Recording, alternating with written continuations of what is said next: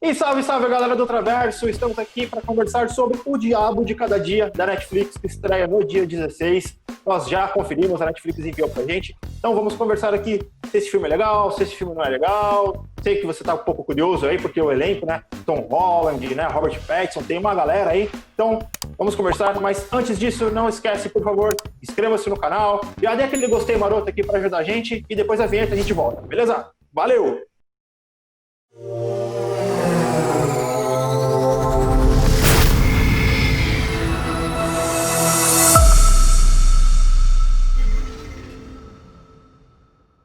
Fala galera, aqui é o Fábio Martins.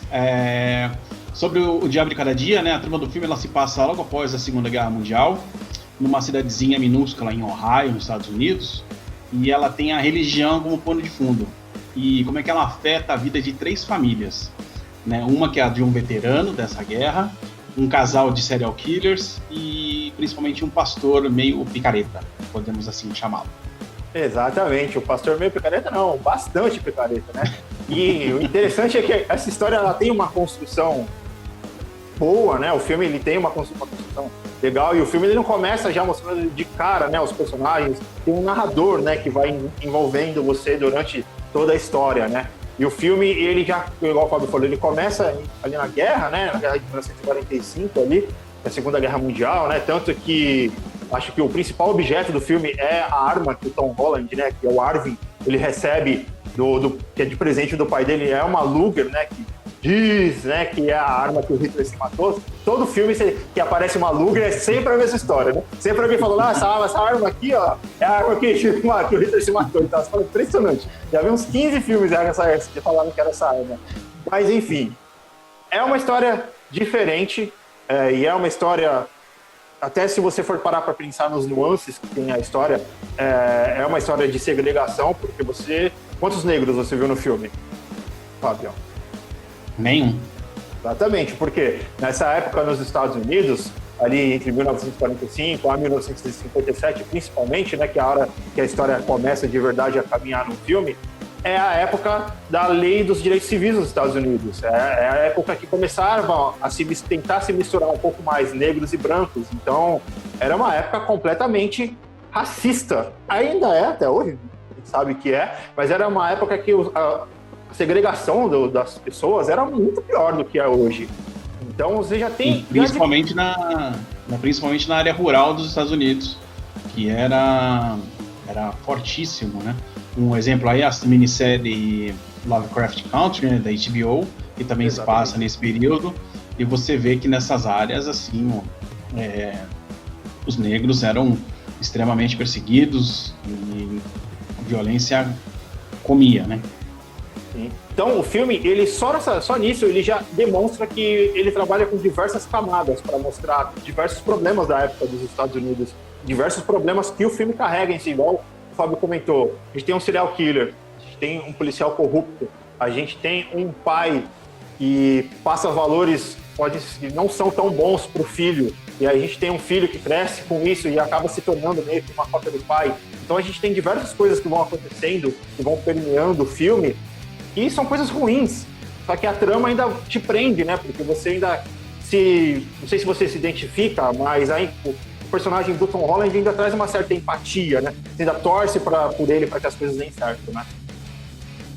E também é importante ressaltar que é interessante como ele usa a religião, né? O fanatismo religioso, na verdade, como um instrumento que deixa o ignorante totalmente controlado, né? Ele passa a acreditar piamente em tudo aquilo que o pregador lhe diz, segue fielmente, né? E ao mesmo tempo você dá uma arma pro corrupto, pro pilantra, usar a religião a seu bel prazer, ludibriando pessoas e fazendo todo tipo de mal que pode fazer a ela. Sim, e aí você citou outro problema também, que é que assim, você para olhar esses problemas, aí você vê, é um filme que se passa em 1957, né? Aí tem o racismo, aí tem a corrupção, e aí tem a pedofilia, sabe? E aí tem o machismo. Você fala, cara, mas é uma história de 1957.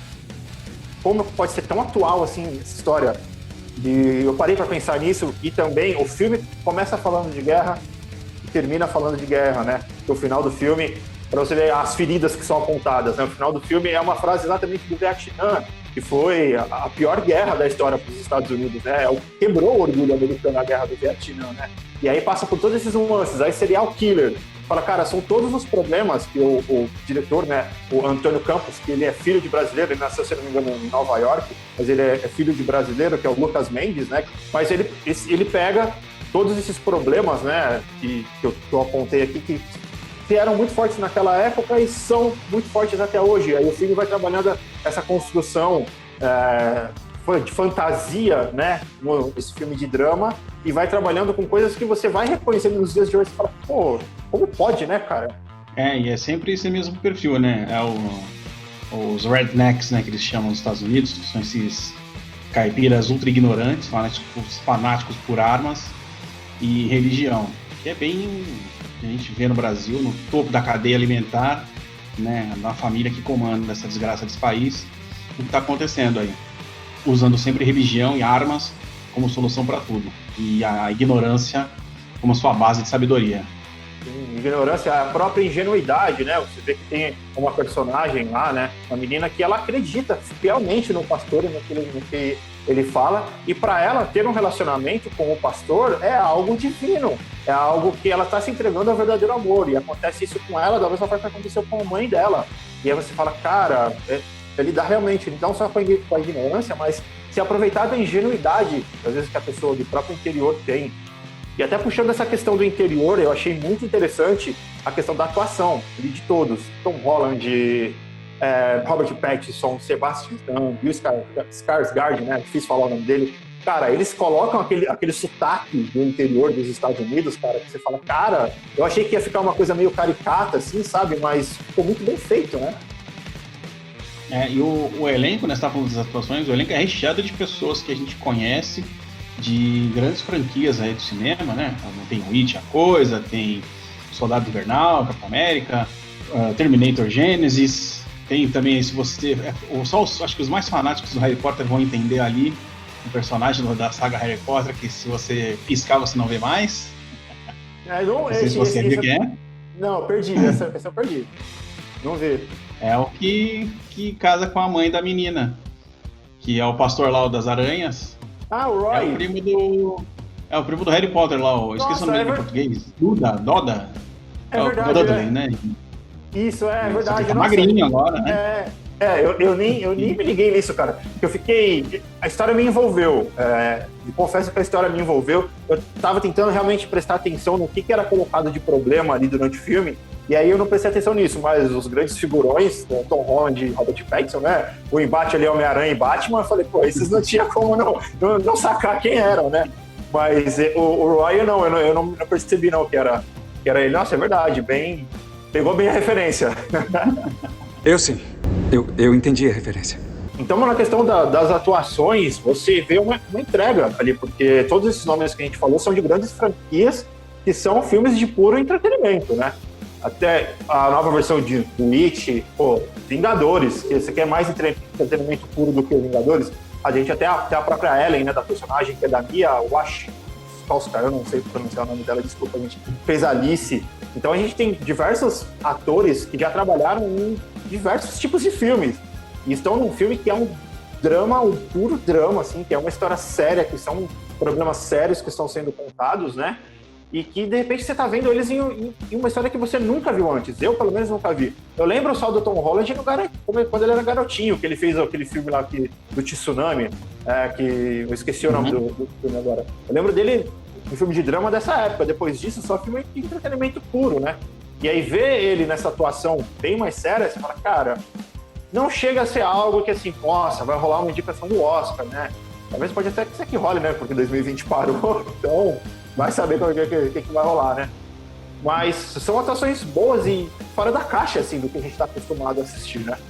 E os personagens, né? Eu acho que faltou ali só um capricho.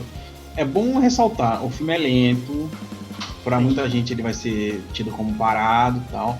Ao mesmo tempo ele é meio brutal, tem umas cenas, assim, extremamente violentas, com sangue, com muito gore, essas coisas.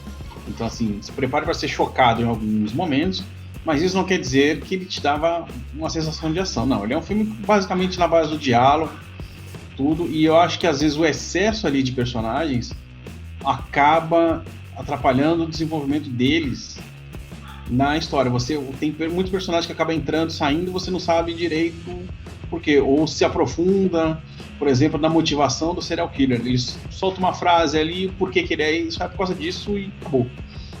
Então eu acho que às vezes isso acaba deslocando um pouco o filme, né, deixando ele muito, tipo, 3 histórias meio separadas, que depois elas vão se cruzar no final, mas faltou ali dar mais um tempero no meio para fazer uma liga e desenvolver um pouquinho mais esses personagens. Eles acabam se prendendo mais na história dos protagonistas, né, que é o Willard, né, que é o pai, e o Arvin, que é o filho, né, eles se prendem mais nessa história, tanto que o Robert Pattinson ele vai entrar na história bem lá na frente, né, demora um pouco, né, para poder entrar na história dele, até na história do próprio Tom Holland, né, para poder explicar ali o contexto de como o pai dele chegou ali, né, aonde eles estavam, né. O filme ele já começa mostrando o pai dele e vai indo nessa evolução. Então, realmente, a história ela se prende mais nos protagonistas e algumas coisas só realmente aparecem. O próprio Lee, que é o policial corrupto, com a irmã, a Sandy, que é a esposa do Carl, né, que é o serial killer, são casais serial killers. Não explica muito de onde eles vieram, só mostra eles dentro de um contexto e que tem aquela interligação com outros personagens de acordo com o que o filme vai acontecendo. Então ele é bem focado nisso. É um típico filme, na minha humilde opinião, que é aquele filme que vai agradar os críticos e não vai agradar os fãs, sabe? Aquele projeto paralelo, assim, que os atores às vezes fazem, né? Aquelas viagens na carreira, assim, que precisa fazer aquela reafirmação cênica e de atuação e fazer aquela desintoxicação do entretenimento, sabe? Então é um filme que tá geral esperando, geral no nosso Instagram, muita gente tá comentando, tipo, quero muito ver esse filme, quero muito, mas nada que assistir, vai assistir meia hora do filme e vai falar, vai fazer outra coisa, vai estar olhando no celular, vai estar fazendo qualquer outra coisa e não vai estar pensando nesse no filme. Então, é aquilo que eu tinha falado, né?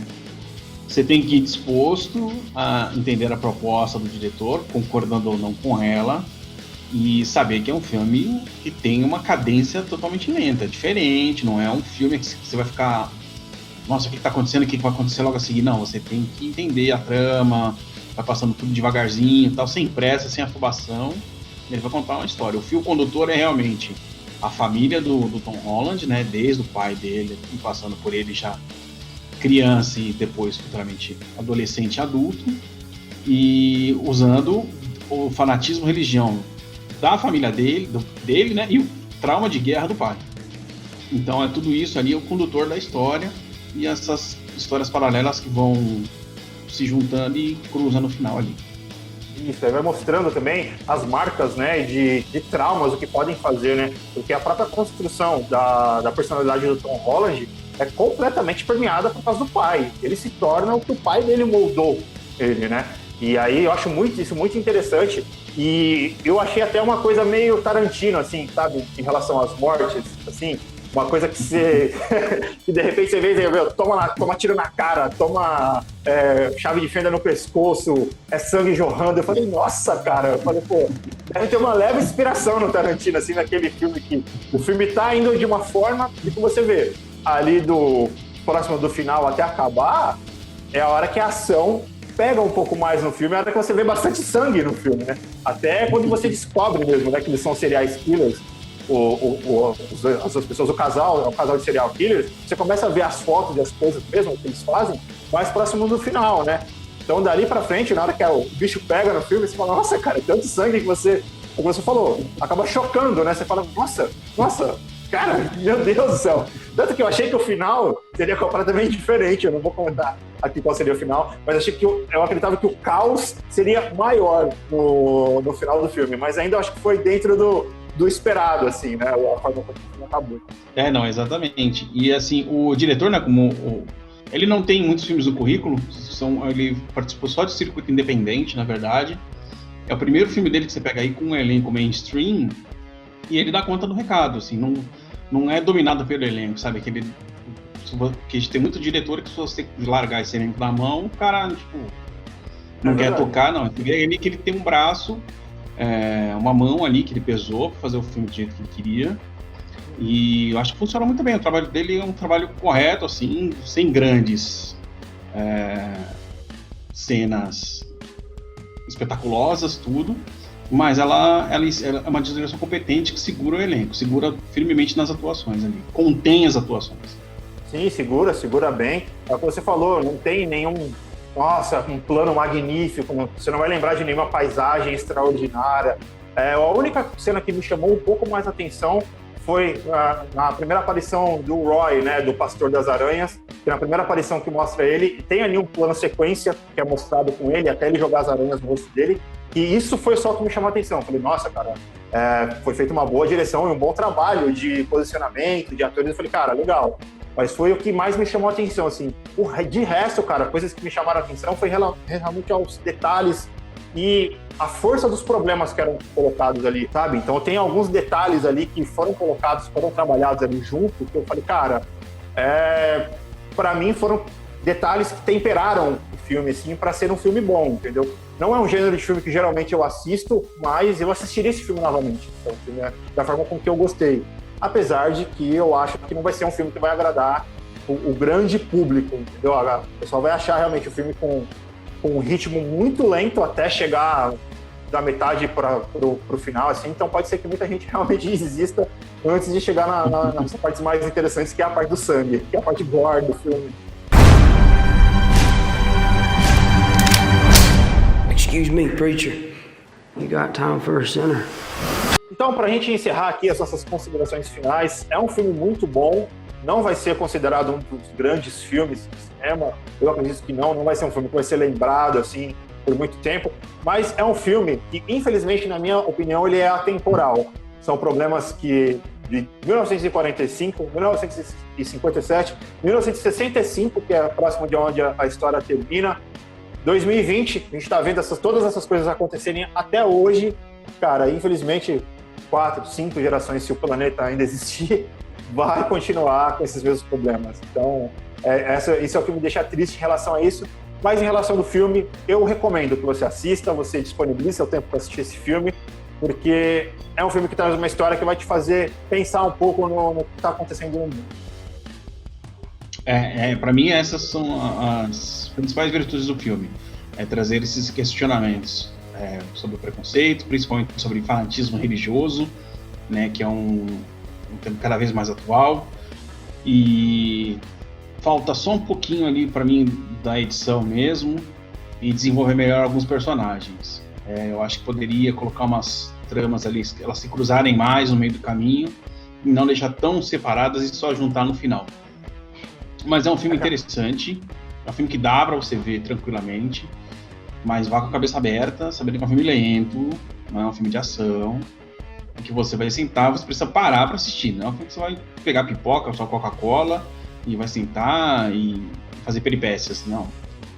Pausa 2 horinhas, assista, reflita, que você vai sair do final dele com alguns questionamentos legais na sua cabeça. Você vai colocar na bagagem para poder pensar um pouco em outros filmes quando você assistir no futuro. Então, isso vai, certeza. Bom, mas é isso aí, galera. Então, vamos encerrando o nosso vídeo por aqui. Peço, por favor, como sempre, dê aquele like maroto pra gente, dê aquele gostei. E se você estiver assistindo no YouTube, inscreva-se no canal. Se você estiver assistindo no Facebook ou no Instagram, vai lá, segue a página, curte, compartilha. Estaremos aqui em breve para próximos vídeos. Beleza, galera? Obrigadão. Valeu. Toca o sininho aí, siga a gente nas redes sociais, @site Ultraverso. Até a próxima.